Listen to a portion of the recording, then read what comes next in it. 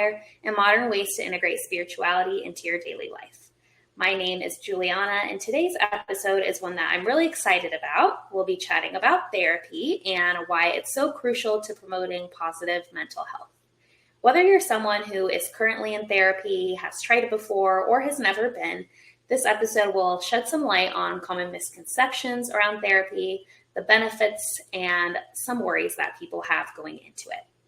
Our guest today is very familiar with the world of therapy. She has been a personal friend of mine for 8 years and has evolved into the bright and caring soul that you'll all get to meet today.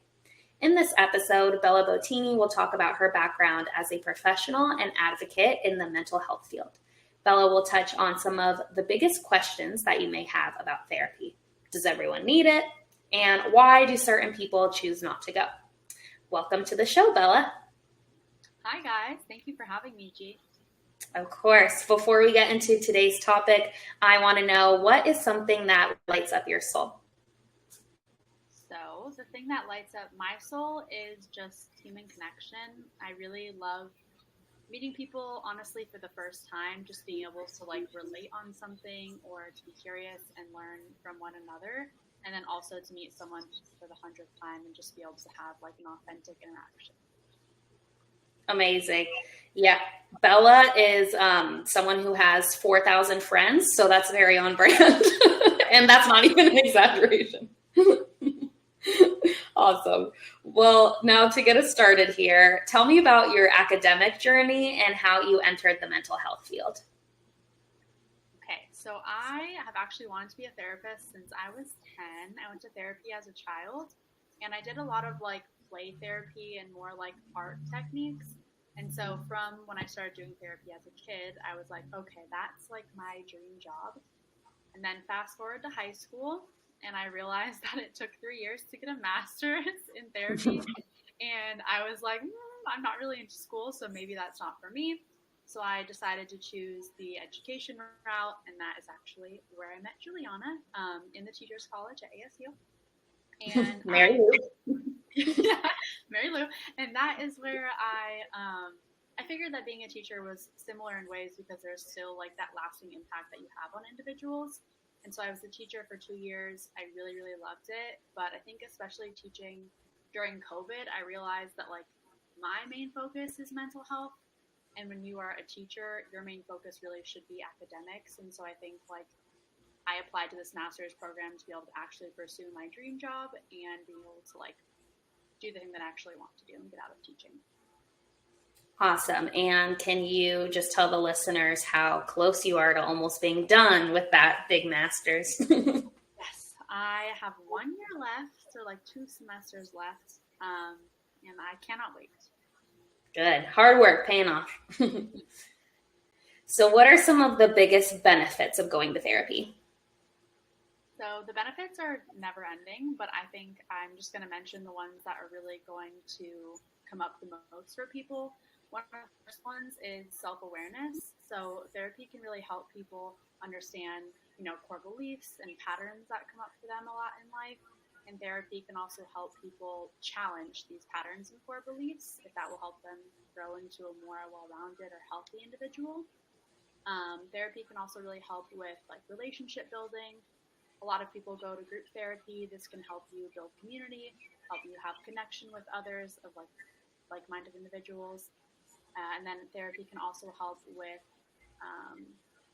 conflict resolution, and this can happen definitely through individual therapy, but also, as you can see, through couples therapy or family therapy too, really directed. Awesome. And is there for you personally, a specialty, or I'm obviously probably using the wrong word, but a focus, let's say, of therapy that or a modality that you might want to specialize in, or that you think is not the most beneficial, I guess, but you know what I mean. Yes. I do know exactly what you mean. I don't really know yet. I mean, that's, I think, what I'm kind of trying to learn right now. I've been really heavily into the school counseling side of things, so really doing strictly solutions focused work. And I just started working at a private practice as an intern, specializing in trauma and eating disorders, but a lot comes up with that. So I'm just kind of staying curious. I've done some EMDR work, which is bilateral stimulation, as a client recently, and that's something that I would really like to be trained in. So that's just a little bit of things that I'm curious about, but I don't know yet. That's what I'm learning right now. Yeah, that's cool that you're doing it outside of the school setting right now, so you can kind of see what it might be like to do it on the more, not like I guess the adult side, if you want to work with more adults or children, things like that. Exactly. That's what I think I've been really learning too, is like, I think I want to lean into more of like adolescents, young adults, and then also like being able to be the client on the side of therapy before I'm actually the therapist. Yeah, definitely. For you personally, do you feel like when you go to your own therapy sessions, are you, I don't want to say like analyzing your therapist, but do you notice techniques that they do that you're like, oh, I totally know what you're doing right now? That's a really good question. Yeah, we like the first semester of my master's, you really learn like the basic of the basic skills. Like, one will be like reflection of meaning, let's say. And so when my therapist does something like that, I'm like, ooh, gotcha. Like, You got me there. but also it makes me confident and comfortable because I'm like, oh, they're doing, I guess, like ethically and training wise what they're supposed to be doing, which is great. Yeah, that's cool. That's nice to get to see another side of it. I was just joking around with one of my friends how, when you say something and then the therapist jots it down and like, they don't jot down a lot during the session. And then you're like, well, what was it that I just said? That was noteworthy. Yes, my therapist actually does not take notes.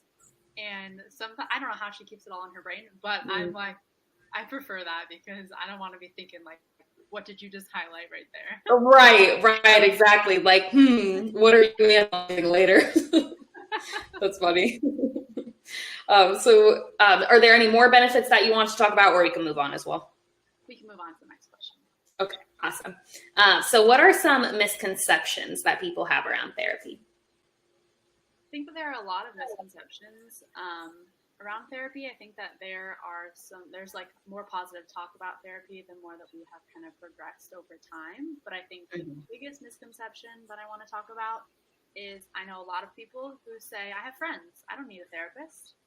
And, and I think that gets tricky too when you're someone like me who is in training to become a therapist and also a friend to people, or people who are fully licensed therapists and also friends to people. The way that I interact with a client at my internship is completely different than the way that I interact with my friends.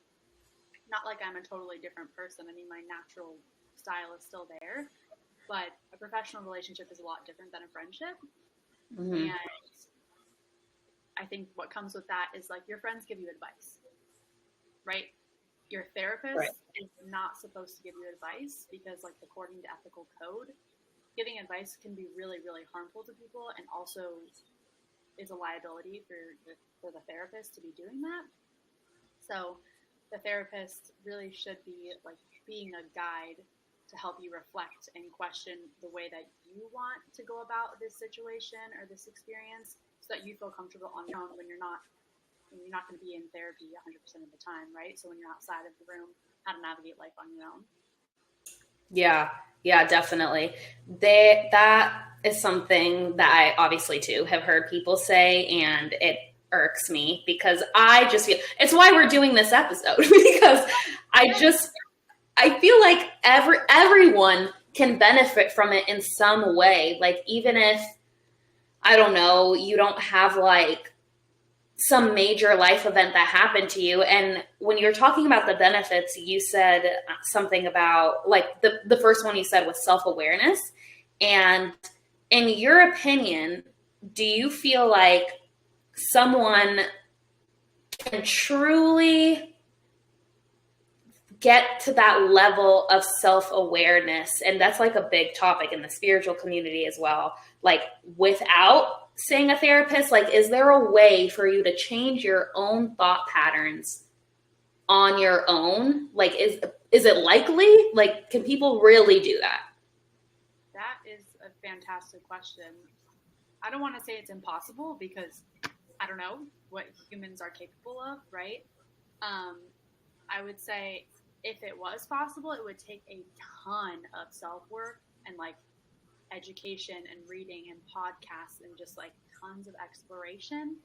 However, I think the beautiful part of a therapist is that they are unbiased people. They're not like really embedded into your day-to-day actions. And the most biased human inside of yourself is yourself. So to me, it seems like it would be unlikely that you would be able to get that far without an unbiased person being some sort of guide. Yeah, that's totally the same thought I had, because you see life through your own lens, like two people can be looking at the same thing and take totally different meanings from it, or just interpret a situation differently. They've even done that research with witnesses to a crime, and people will recount things differently.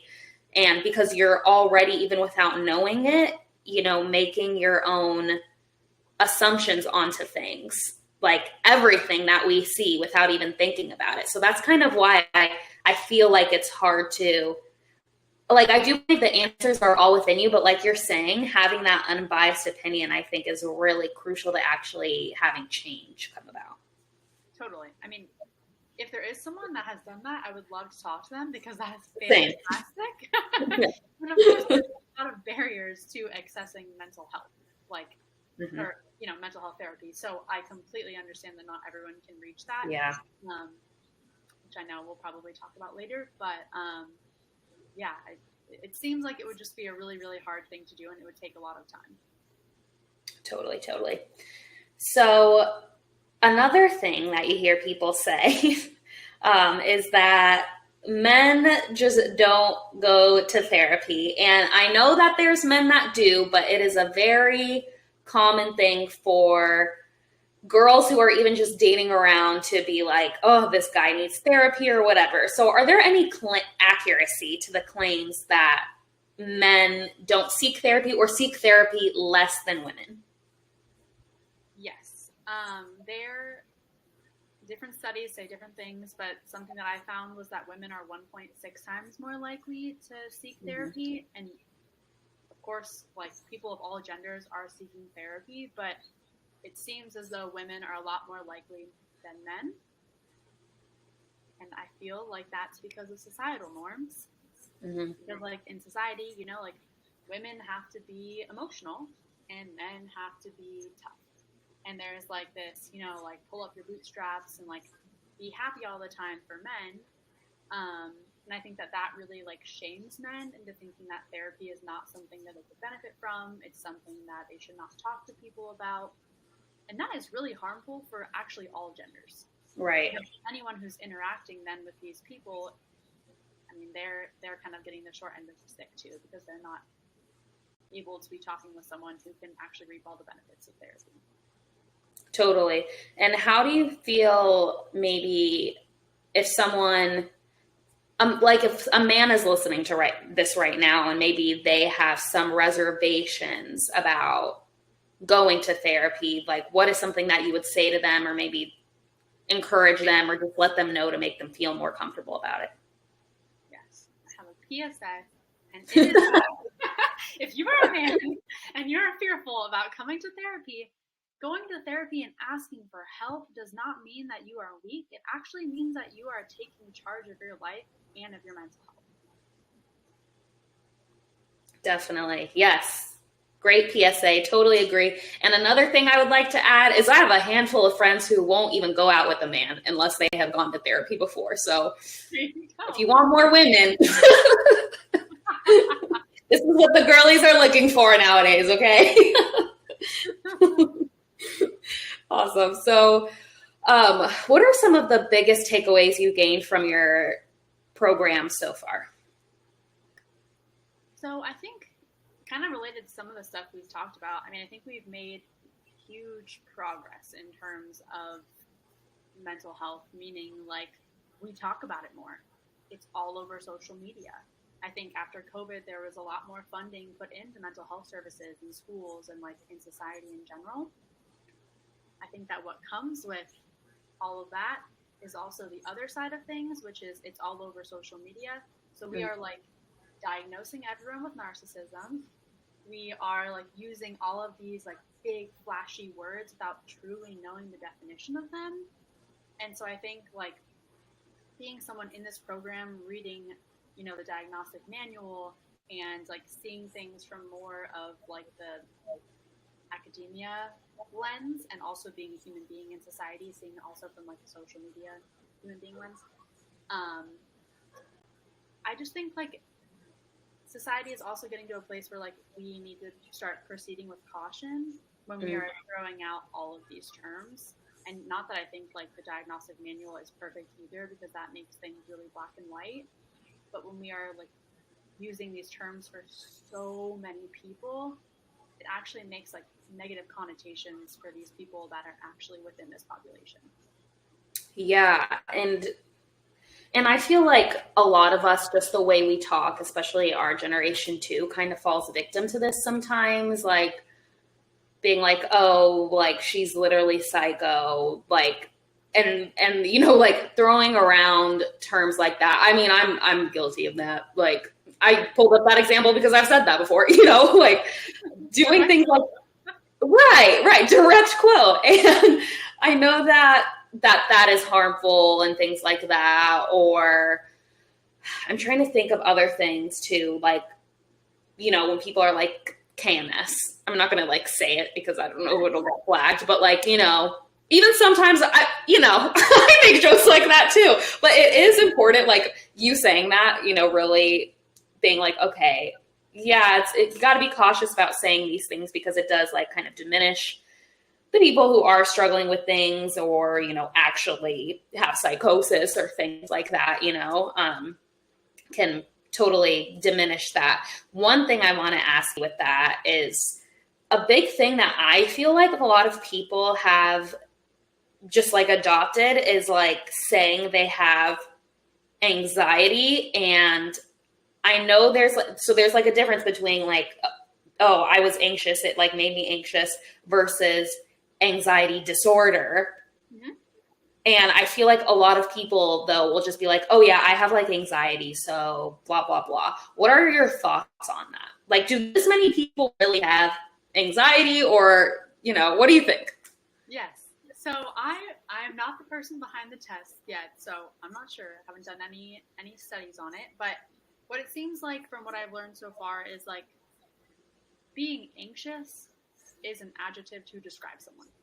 Mm-hmm. And I think the world that we're living in, with the amount of technology and distraction and the pandemic and the pressure, there's a lot of anxiety around all of us, right? Mm-hmm. And so I think there's a lot of truth in saying like, I am an anxious person. I feel really anxious. But like I was kind of referring to earlier, there is a manual that actually talks about anxiety disorder. And in order to truly be diagnosed with anxiety, you would hit those markers of anxiety disorder. Now, it is not perfect, and it feels like you're kind of putting people in boxes by saying like, oh, if you don't reach all this criteria, then you're out. Mm-hmm. But diagnoses are used for a lot of different things. So I think like to each their own. And if people feel like they're anxious and they want to say that they have anxiety, then like they have anxiety within them. But explicitly saying that you have anxiety disorder, if you really feel that way, you should go be checked by a professional. Right, definitely. And I guess with that, do therapists are like me being your client, say I go into a therapy session with you and, I'm telling you about my life. I've been seeing you for maybe 2 years or something like that. And you're like, oh, sounds like that's your anxiety coming up, or like you using the term as the therapist. Are you able to diagnose that? Like in your head, are you like, oh, this person probably has anxiety disorder? Or would that be something like a therapist would have to pass on to somebody else if you genuinely think like this person needs to be on medication? Or are there levels to it? I asked you a lot there, but yeah, no, that's a really good question. And I think something that I didn't really know the full answer to until I was in this program either. therapists are able to diagnose, and a lot of the time, diagnoses will be used, yes, for a referral out to like maybe like an inpatient hospital, or to a lot of the times, I guess, like if it was something that you didn't feel comfortable diagnosing, then you would ask the person who goes to a doctor before to you. But therapists a lot of the time diagnose because of the benefits that can come from insurance. So a lot of the time, if insurance covers a certain amount of sessions, a lot of notes need to be given to insurance companies with notes or diagnoses or with things that come up without breaching confidentiality. But the one thing that therapists cannot do is prescribe. So if I would never say, oh, I think you need medication. I would be like, go to a psychiatrist and get evaluated there. But if a therapist was had a hunch of maybe like, oh, this person sounds like they might have anxiety disorder, you would have to do the test in order to write that down for insurance. Definitely. And is there ever like a certain point that you know of where the therapist is like, oh, I think this person has this, but I can work with them on this probably. And so they may not take it up to that higher level and just continue working with that person? Or if they think there might be something there, they're always referring to someone else? That is a good question. No, there's not always referrals.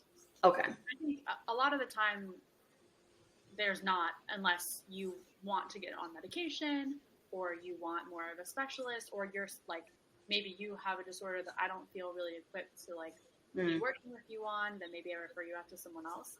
But no, I mean, if you're being diagnosed, you're not going to be referred out every time. It's only mostly for medication purposes. Okay, awesome. Thank you for clarifying that.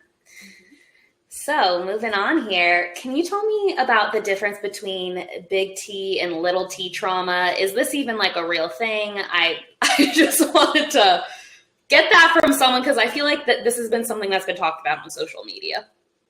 Yes, I am so glad that you asked this question because I think it really allowed me to really reflect on my learnings. Trauma and big T trauma and little T trauma is so subjective. Okay. So you will talk to some therapists that say, differentiating between the two takes away, calling something little T trauma can take away the experience of people who do perceive it as big T trauma, right? So people that say that, but the way that I like to think about trauma is thinking of it as the word wound, because trauma actually comes from the Greek word wound. And so when you're thinking about big T trauma, you are thinking about a wound that affects your everyday functioning. And then little T trauma is a wound that doesn't necessarily affect your everyday functioning, but it's still going to affect you as an individual.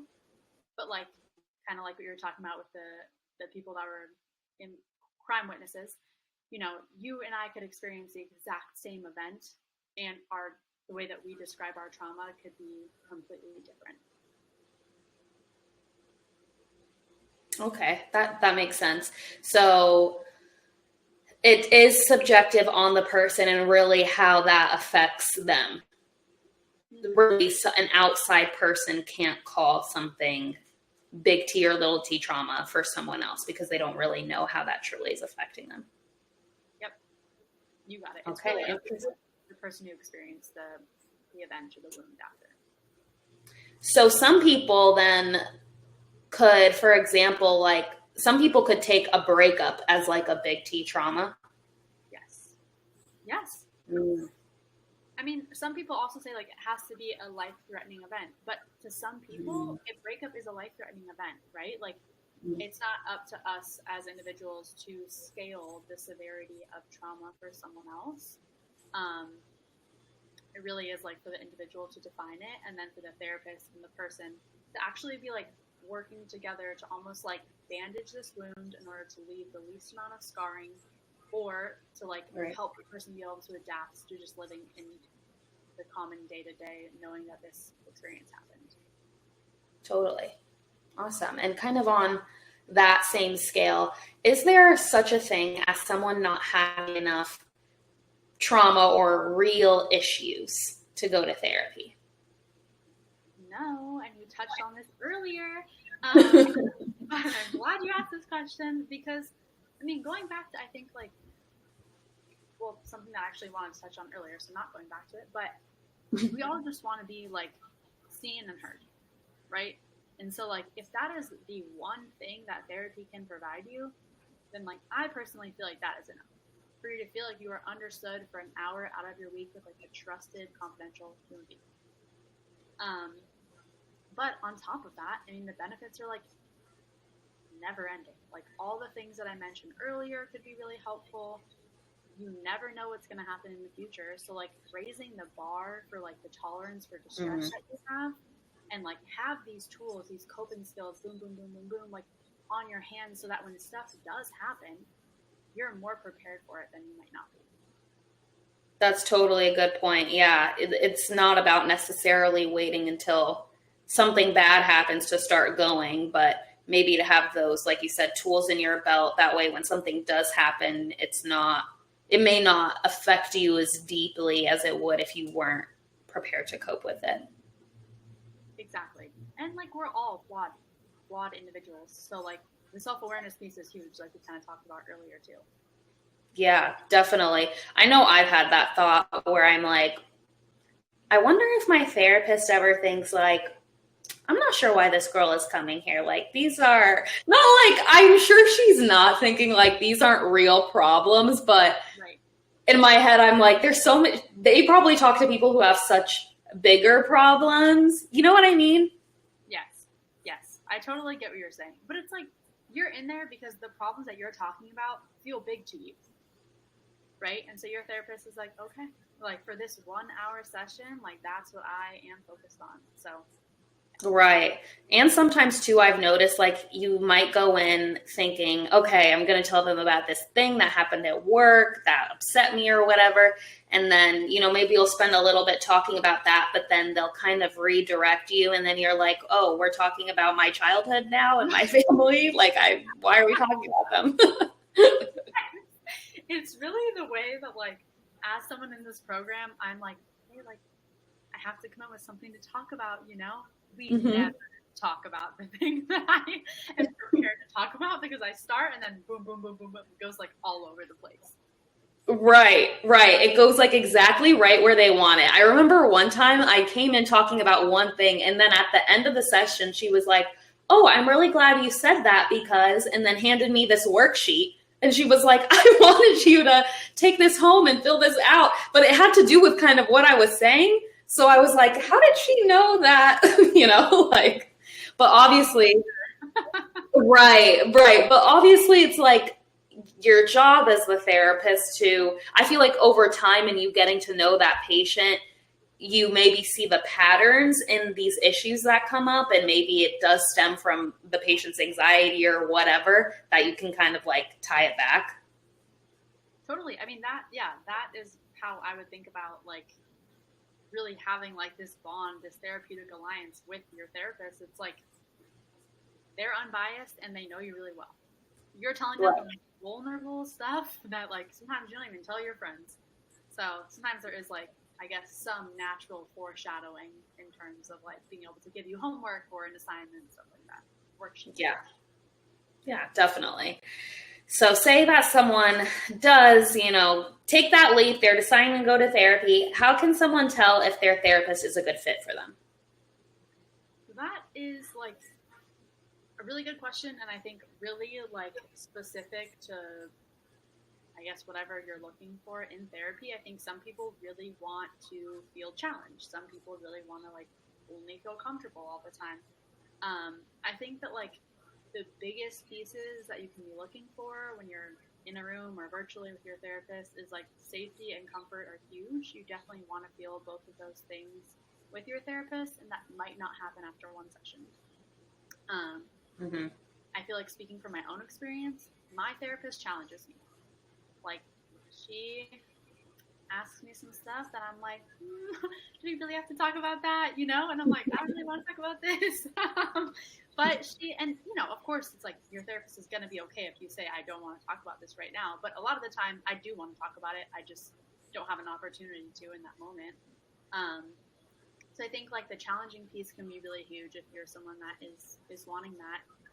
And I think also for me, like I am a really curious person. I was really interested in the bilateral stimulation. I was really interested in knowing just about like different modalities. And my therapist has been like, hey, I don't offer that, but here's someone who does. Here's someone who does. So like that, like non-gatekeepy, like I have this community of people as therapists, and let me offer you out to all of them so you can get everything that you want out of this is huge. And sometimes you have to search around for therapists, go to a couple ones before you find the one that you are looking for. That is completely normal. Like just, I think don't be afraid to ask for what you want out of therapy, because this person is just trying to get to know you. So if you're someone who wants those worksheets like you were talking about, or wants a little more challenge, or wants X, Y, and Z, like really being able to transparently bring up that conversation to your therapist can be super, super helpful. Yeah, definitely. I think I like that you brought that up about it's normal to want to see a couple, like to go through a couple maybe at first before you find the one that you want. I was able to find someone that I connected with my first time around, which I was really glad about, but I know that sometimes that happens to people where they don't feel a connection and then they're just discouraged and then they're like, forget it. Exactly. And it's hard to, I think, like even know where to begin to find a therapist. I mean, you pop open Psychology Today and there's Yes. a million options on there. So, which is great. Like, I'm so glad that this many people are providing people with help. But oh my goodness, I don't even know where to start. So, you may have to do a few intakes, but it is okay. You know, you search around a little bit and then eventually you find that good match. Yes, definitely. I'm literally cackling that you brought up Psychology Today, because anytime someone has come to me and been like, oh, where'd you find your therapist? I'm like, Psychology Today, baby. Like, that's where it's at. Yeah. And anytime my friends are like, can you help me find a therapist? I'm like, Psychology Today. And they're like, that's not helpful. I'm like, what are you looking for? Like, thanks for nothing. But honestly, it is good because yes, there are a bunch of options, but I like filtered it to the things that mattered to me. Like I knew I wanted someone who was Black. I knew I wanted ideally a woman. Your insurance, that's going to really narrow down your selections right there. I selected the insurance that I have and like how far away that I was willing to drive. And that really helped. And you can also select this is not sponsored. I'm like, I'm sounding like a commercial here. I'm really glad you brought up Psychology Today. But you can choose like the modalities and like what they specialize in. So like you were saying, if you want someone who maybe does like some hypnotherapy or they incorporate art or whatever, or music, then you can select that too and filter it down even more. And I'm glad that you brought up the modalities, because I feel like, yeah, if you are someone searching for therapy, like it can be really helpful to educate yourself just on a few modalities that might be of interest to you, because that helps a lot in like making the list smaller for people. Definitely. All right. Now, is it possible to graduate from therapy? So I've actually never heard it be called graduate from therapy before. Really? Yes. And I'm like, like that. I have some positive and negative emotions towards this term. But like, yes. So like when you're in therapy, you're in an intake, you're in the first couple sessions, you're setting goals, right? Over time, you're checking in on goals. I don't know if that's been your experience in therapy. But eventually your therapist might bring up to you like, hey, you've reached your goals, you know, like, do you want to set new goals? Do you feel like it's time to, what I've heard it be called is like terminate services, which actually feels a lot more harsh. Yeah, I was like, dang, sounds like I'm getting fired. We're terminating you. Right. But yes, like, do you want to, I guess, you know, take a break from therapy or whatever? And I think that like, yeah, if you're someone that is like, yeah, I actually don't feel like I'm benefiting anymore, and I feel like I have the skills and the tools that I need to maintain my life right now, then I think that idea of graduating from therapy is absolutely possible. The only reason why I feel a little bit like about the graduate idea is because I feel like it's like you graduate high school or college and then it's like, okay, and then we're done. Mm-hmm. I really am all for thinking about therapy like going to a doctor's appointment, right? Like, what if we lived in a world where, like, even though you didn't go to therapy weekly or monthly or bi-weekly, whatever, you still went to see a therapist once a year just for, like, a maintenance checkup, right? So it's like, just because you're maybe not seeing your therapist that often, like, still having that relationship exist and having someone you could have, like, a last minute or emergency video chat or like in-person session with, I think is really, really helpful, even if you are like not going to therapy anymore consistently.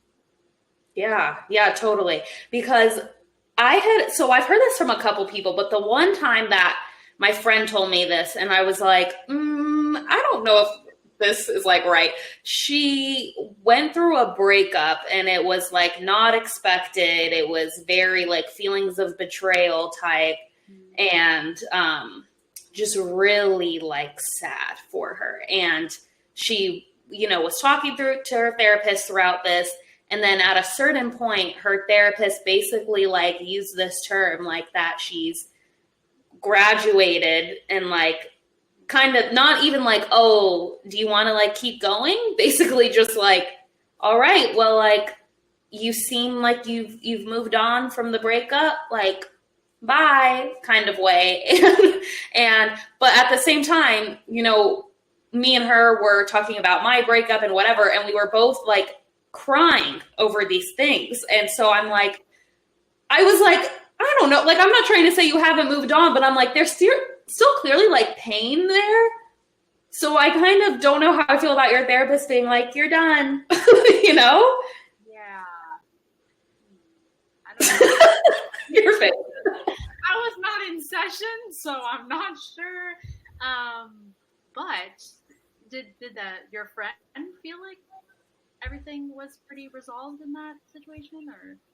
I mean, I think she kind of felt, I don't want to like speak for her, but I feel like she felt that there was nothing else maybe that she could do. But like the hurt was still there. But I mean, is the purpose of finishing therapy so that like the pain of whatever is there gone? Or is it just like so you can deal with it? That is a great question. That's a heavy question. I don't know if you got the answer. I mean, this is like a personal answer, I guess. Not from my training. But like, I mean, that hurt's probably never going to be like completely gone, right? Like it still might be like a little sting, like every time that there's like an experience that's similar to it, or like that you're thinking about it. But I think like the goal is to have skills and like tools so that if these feelings do come up, you know how to like, I think bring yourself back to regulation is my thought on it. Okay. Yeah. That seems to make sense. All right. Thanks. So last question for you. So as you mentioned earlier, therapy is not accessible for everyone. I would have gone, I'm so mad I didn't call my insurance when I was a teacher because I'm like, I needed this so badly when I was teaching. Like I was crying every other day. Like it was so bad. I wish I called and asked because I just assumed, since no one in my family talks about it, I just assumed that it cost a bunch of money. And like, I didn't think like, oh, it's like a regular copay, like for a doctor. I'm not saying all insurance, but like, my dads usually have good insurance. And so I remember I didn't go for the longest time because I was like, oh God, this is too expensive. But either some people have not the best insurance to cover mental health services, or they just don't have insurance, period. So what are some mental health practices that you recommend for people who cannot access therapy? So first off, I'm going to give you resources, but before even that, like just the point of what you just said, like ask someone about how to get these services, because a lot of the time, insurance will cover a certain amount of your sessions, or some therapists do pro bono work, some therapists have intern rates. So if you're someone who's comfortable having an intern be your therapist, I mean, it's a lot less expensive. And a lot of therapists do sliding scales. So based on the salary that you make, your cost of session can go up and down. So I think just like before you tell yourself, oh, therapy is really expensive, which it is, it's not for me, like educate yourself on what the possibilities might be, because like it might be a really realistic possibility for you. And there are a ton of barriers to accessing mental health services. And so some of the things that I'm going to give to you are kind of like books and podcasts and just apps and things like that. Depending on what you're interested in, there's some books that I love and I'm interested if you have read any of them. But Come As You Are is one that I love. Body Keeps the Score is one about trauma. That's a pretty big one. No Bad Parts is like one of my favorite books that I read this year. It's about like parts work, which is not helpful unless you know what that means, but this is really fascinating. So those are some really good books. Again, like I said, I'm interning in a place where I have some eating disorder like learnings, and so I just read a book called Life Without Ed, which was a great book about eating disorders. Some podcasts. Esther Perel is like a magical author and like couples therapist who talks a lot about just like couples work, but anything with her I love. Apps, Headspace, Calmify, anything that kind of has like, if you're into mindfulness and meditation, those are really helpful. And then one thing I wanted to add that I didn't really know about is right now I'm doing this workbook called the Dialectical Behavioral Therapy Skills Workbook. So if you're someone that like, you know, you want those like tangible things to do, but Googling them is not really helpful, or reading the books is not really helpful, like take it back to like 5th grade, do a workbook. You're getting a lot of homework. You're getting a lot of like tangible skills to actually be able to use. So I have been loving that so far. That's awesome. Thank you for giving those to us with all the different ways too. Awesome. Perfect. Well, thanks so much again, Bella, for being on the show. Thank you. Great to see you and hear your voice. Of course. Where can listeners connect with you if they want to get more information about therapy or just have maybe a question that I'm not able to answer because I don't know all about this? So where can they connect with you? So you can find me on LinkedIn under Bella Bottini, or the email that I use for more like therapy professional stuff is Isabella.m.Bottini@gmail.com. Perfect. I will be sure to put that in the show notes. Well, that's all that I have for you today, everyone. Thanks so much for listening. If you like this episode, be sure to leave a review and share this podcast. You never know who in your life might resonate with it. Chat with you later.